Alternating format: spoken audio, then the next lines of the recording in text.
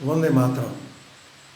मित्रों, मैंने कुछ समय पहले वंदे मातरम विचार मंच के नाम से एक छोटा सा प्रयास शुरू किया था, जो बेशक एक छोटे से दायरे में छोटी सी कोशिश ही बन के रह गया था। फिर देश के प्रति सरोकार का जो माजरा समझ में जैसे जैसे आता गया, मन में ये आया कि फिर अपनी बात और लोगों तक पहुंचाई जाए। इस देश के कोने कोने में रहने वाले लोगों तक अपनी बात पहुंचाई जाए, और इसके लिए मैंने इलेक्ट्रॉनिक मीडिया का रास्ता अपनाना पसंद किया। तो मैं इस माध्यम से आप लोगों तक अपनी बात पहुंचाने की कोशिश कर रहा हूँ। मेरा नाम है दुर्गा प्रसाद त्रिपाठी। वंदे मातरम विचार मंच का संयोजक हूं मैं।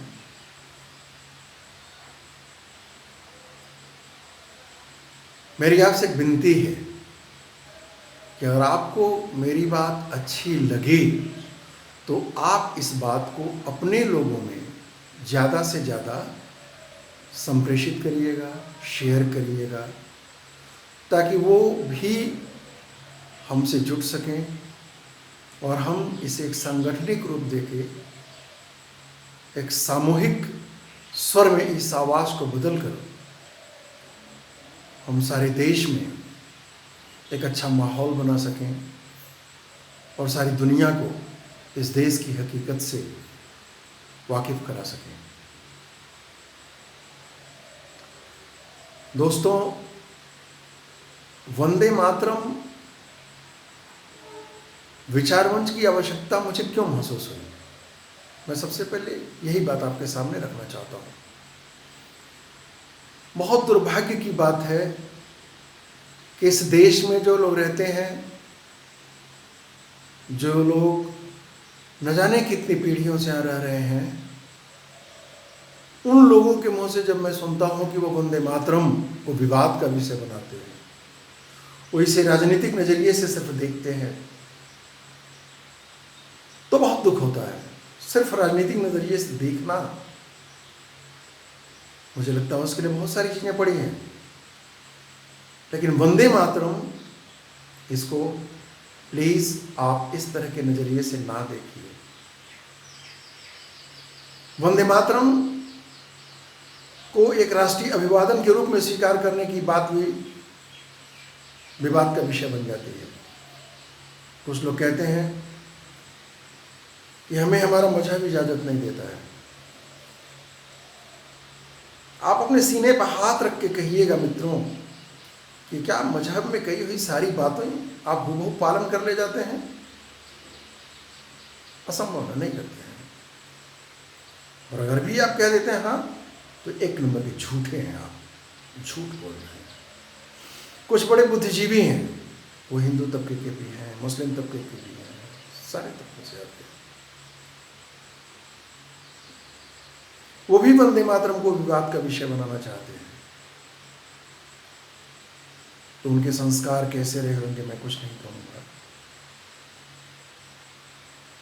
लेकिन मुझे लगता है कि जिस देश में हम रहते हैं, जिस देश में हम और हमारे पुरखों की पैदाइश हुई, जिस देश में हमारी आने वाली पीढ़ियां जन्म लेंगी, इसके आबो हवा में रहेंगी, उस देश के प्रति एहसानमंदी का भाव होना, कृतज्ञता का भाव होना एकदम से लाजमी हो जाता है, एकदम से अनिवार्य होना चाहिए। अगर ऐसा नहीं है तो फिर नीयत में खोट है, मन में कालापन है। एक देश में विभिन्न मत मतांतर के लोग रहते हैं, विभिन्न तरह के समूह रहते हैं। सबके सब समूह अपने तरीके का ही संविधान चाहें, अपने तरीके का ही कानून चाहें, अपने तरीके का ही राष्ट्रगान चाहें, अपने तरीके की ही सारी बात चाहें तो मुझे लगता है वो देश नहीं होगा, फिर वो उनका कुनबा हो सकता है, वो देश नहीं होगा। तो कुनबे और देश के बीच का अंतर समझना चाहिए। वो एक कबीला हो सकता है, वो एक क्लब हो सकता है, वो एक टीम हो सकती है, फुटबॉल की टीम, क्रिकेट की टीम हो सकती है, लेकिन वो देश नहीं होगा। देश में सबके सरोकारों के साथ आपको खड़ा होना पड़ता है, सबके सरोकारों को आपको स्वीकार करना पड़ता है, सब में से एक आपको बन के रहना पड़ता है। ऐसा नहीं कि आप अकेले चाहें कि बस सारा का सारा कायनात चल मेरे रंग में रंग जाए, तो ऐसा संभव नहीं है। यह ईश्वर को भी पसंद नहीं है। God never likes such things. तो इसलिए वंदे मातरम तो किसी भी तरह की विवाद का चीज ना बनाए। अब वंदे मातरम पर मैं आपको एक चीज और बता दूं, पूरे वंदे मातरम कविता को उठा के देख लीजिए, फिर आप इसको समझिए, और तब मैं जो कहने जा रहा हूं उसको फिर से याद करिएगा और फिर बताइएगा कि मेरी बात स्वीकार्य है कि नहीं है।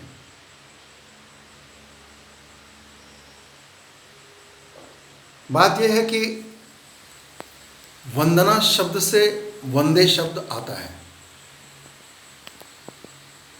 और मातरम का अर्थ होता है माता। अब वंदना शब्द पर लोगों को आपत्ति है, तो वंदना के माने सिर्फ एक होता है, कई माने नहीं है इसके, सिर्फ एक माने है इसका। किसी के गुणों की प्रशंसा पूरे सम्मान के साथ करना, यही वंदना है। सामान्य सम्मान के भाव से वो सम्मान ज्यादा होता है, और जब ज्यादा सम्मान हो जाता है तो श्रद्धा हो जाता है। आप कह सकते हैं कि सम्मान की सघनता या सम्मान की प्रगाढ़ता श्रद्धा के रूप में स्वीकार की जा सकती है उसके अर्थ के लिए। तो मुझे लगता है कि वो आप अपने माँ बाप की भी तारीफ करते हैं, उनके लिए भी आपके मन में उस तरह का सम्मान हो सकता है।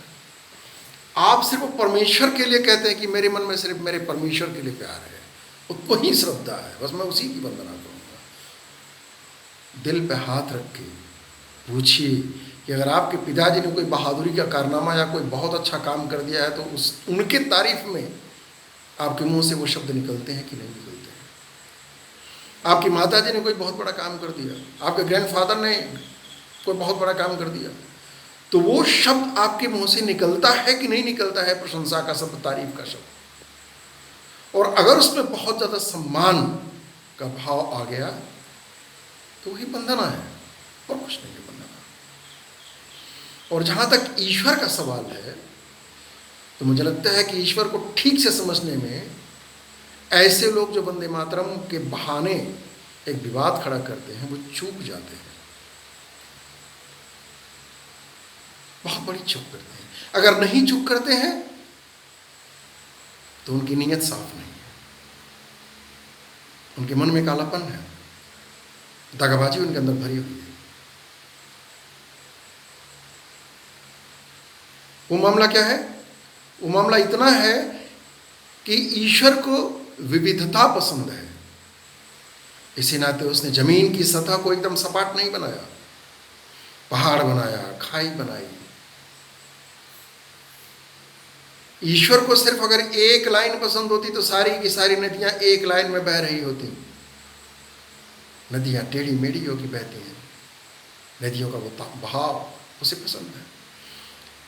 उसने अगर वनस्पति सिर्फ एक तरह की चाहा होता तो उसको सिर्फ एक तरह का पौधा बनाया होता। अनेकों रंग के पौधे, अनेकों रंग के फल, अनेकों रंग की वनस्पतियां, अनेकों रंग की चीजें बनाई हैं उसने। क्यों बनाए?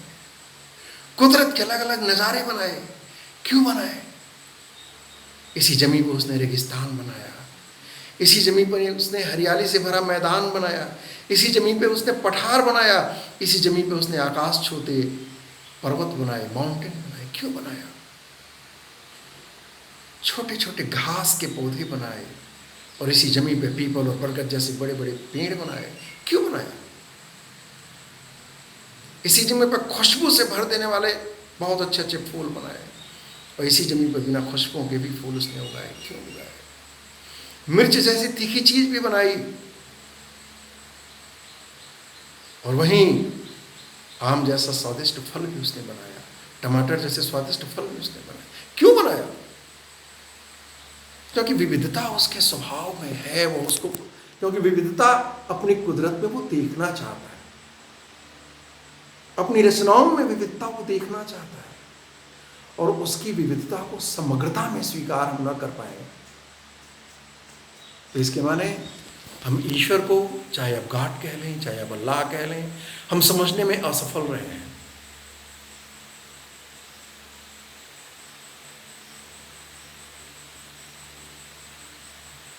तो इस नाते वंदे मातरम पूरी कविता को उठा के देखिए, इस कुदरत के, इस प्रकृति के, इस अंदर जो हमारा भारतवर्ष है, इस भारतवर्ष की जमीन की तमाम खूबसूरत नज़ारों का, उसकी विशेषताओं का, उसके गुणों का ही वर्णन है। और वो जो विशेषताएं हैं, वो हम विशेषताएं हमारे लिए इतनी इम्पॉर्टेंट हैं कि उनसे ही हमारा वजूद है, उनसे ही हमारी पहचान है, हमारा अस्तित्व और हमारी अस्मिता, वो सब उन्हीं के नाते है। तो इसलिए हमें इस जमीन का कृतज्ञ होना बहुत जरूरी है। उसकी वंदना हम हृदय से करते हैं, इसको स्वीकारना हमारे लिए बहुत जरूरी है। उसमें कोई मनमानापन नहीं होना चाहिए। मैं उदाहरण देता हूं बार बार, क्योंकि सबसे ज़्यादा इस बात के लिए विवाद मुस्लिम भाई लोगों में से कुछ लोग लेके आते हैं। सब लोग नहीं, कुछ ही लोग हैं जो उल्टी राग लाते हैं। उन्हें सीखना चाहिए कि हमारे भूतपूर्व राष्ट्रपति, जिनको मिसाइल मैन कहा गया, अब्दुल कलाम जी, वो इस देश के सारे लोगों के लिए एक नमूना है, एक उदाहरण है, एक नज़ीर है। इस देश के लिए उनके दिल में बहुत ज़्यादा प्यार था, बहुत ज़्यादा सम्मान था और इस नाते इस देश का कोई भी तबका हो, किसी भी धर्म को मानने वाला हो, कोई भी हो, हमेशा उनके सामने नतमस्तक होता है। उनको सर्वमान्यता प्राप्त है। इस देश के हुए सच्चे सपूत थे। ऐसे बहुत सारे लोग हुए हैं, मैंने तो उनका एक नाम लिया। तो मुझे लगता है इस चीज़ को विवाद का विषय नहीं बनाना चाहिए, इस चीज़ को हम सब लोगों को स्वीकार करना चाहिए और वंदे मातरम को एक राष्ट्रीय अभिवादन के रूप में, या उसको जो एक नेशनल सॉन्ग का दर्जा मिला है, उसको गुनगुनाने के रूप में, खुली आवाज़ में गाने का मौका है तो गाने से हमें परहेज नहीं करना चाहिए। मैं चाहूँगा कि मेरे विचार अगर आपको अच्छे लगे हों तो अपने स्वजनों तक इस आवाज़ को, जो इस वीडियो को जरूर पहुँचाइए, भेजिए। और एक और अपील, इससे हम सब लोग एक साथ एक दूसरे के साथ जुड़ते जाएं और एक सामूहिक स्वर खड़ा कर सकें, आवाज़ खड़ा कर सकें, जिससे जो अज्ञान के नाते, अभ्रम के नाते इधर उधर भटके लोग हैं, वो सब के सब लोग हमसे आपसे जुट सकें और एक बहुत अच्छा देशभक्ति का माहौल इस देश में बनाया जा सके। वंदे मातरम।